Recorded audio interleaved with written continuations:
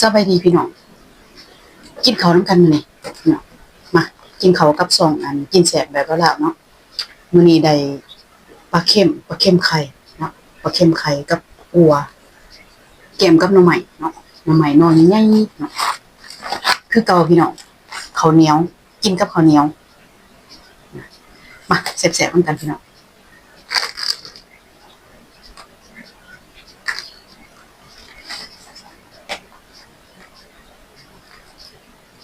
ปลาเค็มไข่มันโอ้ไข่เต็มท้องเลยทอดเอาเนาะบ่ได้กินดิบเนาะ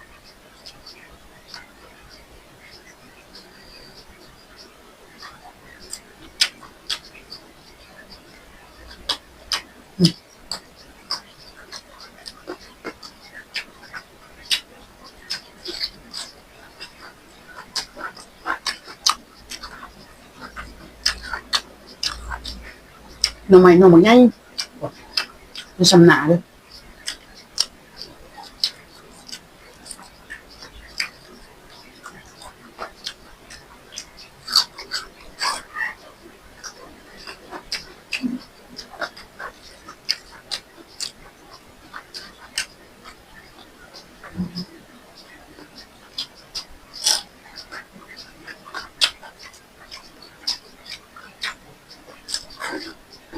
กินข้าวแรกมื้อ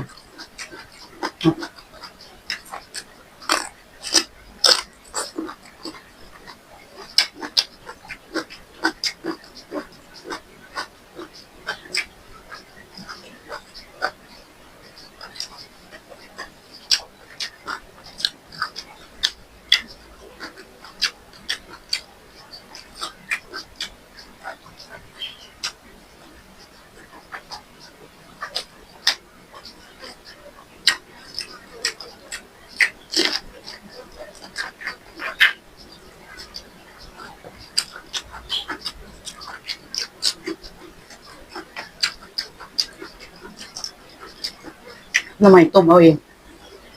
น้องสาวเพิ่นเอามาตอน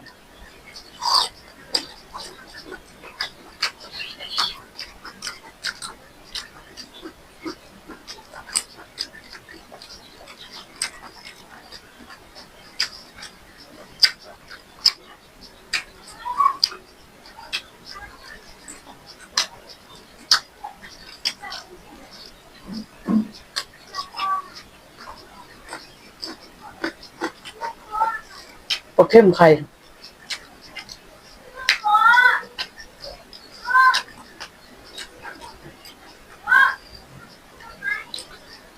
กินข้าวแล้วขึ้นฮอดอีแม่เพิ่นมักปลาเค็มไข่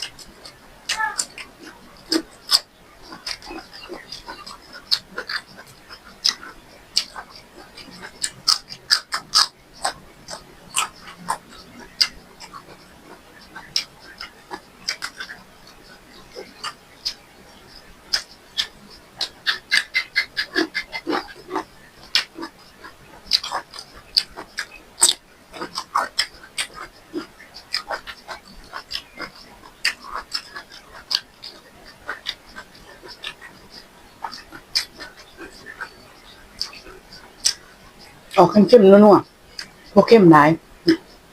ก็ดีแซ่บ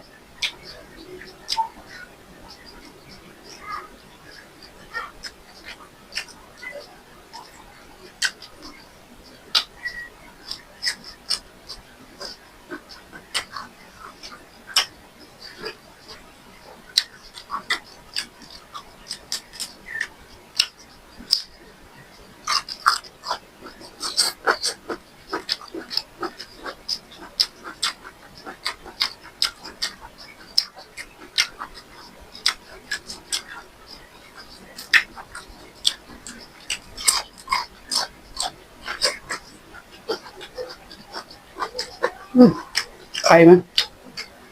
ตัวน้อยๆกับไข่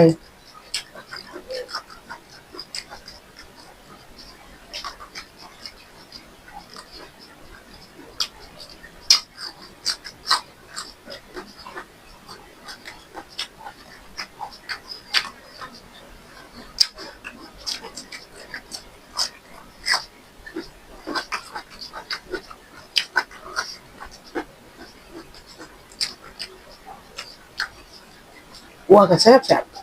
เจ้าประจำ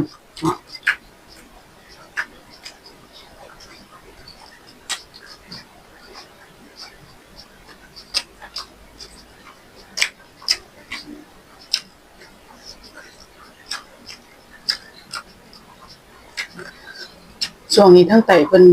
สิได้มีปลาเค็มเนาะเป็นส่วนเลยพี่น้อง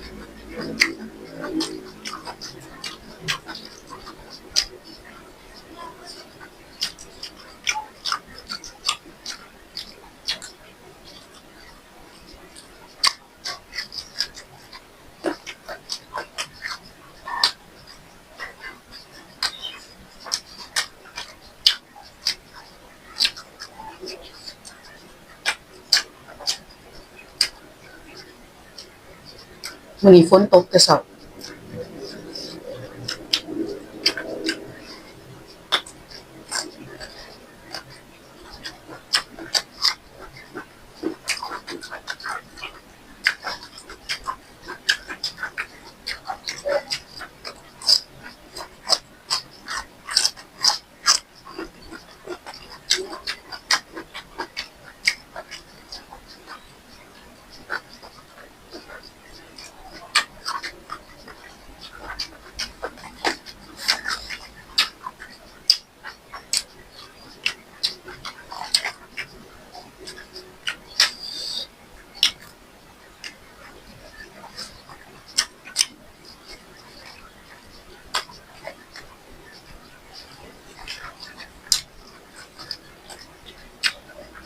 หิวข้าวมื้อนี้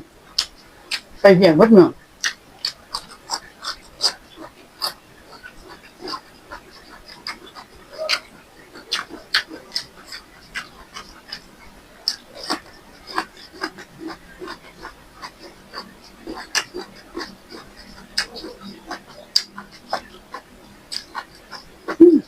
มีไข่พุโตเด้อ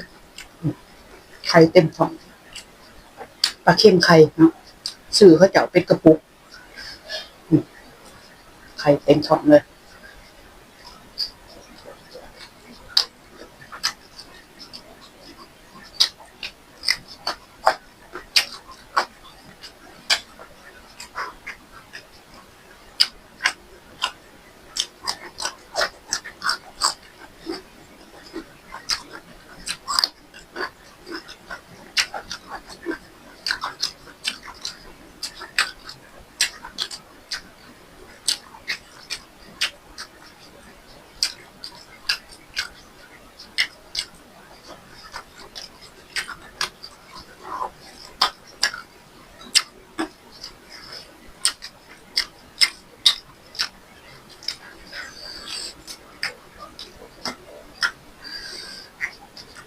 หน่อไม้ก็ยังไง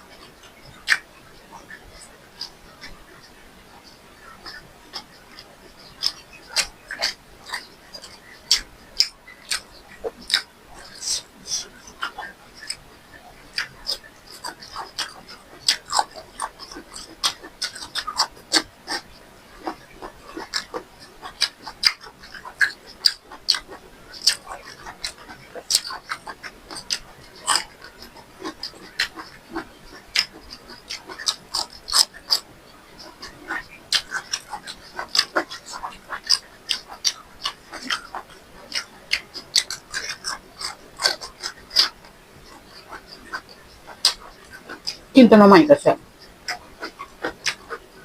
จมเกือบ2 ชั่วโมง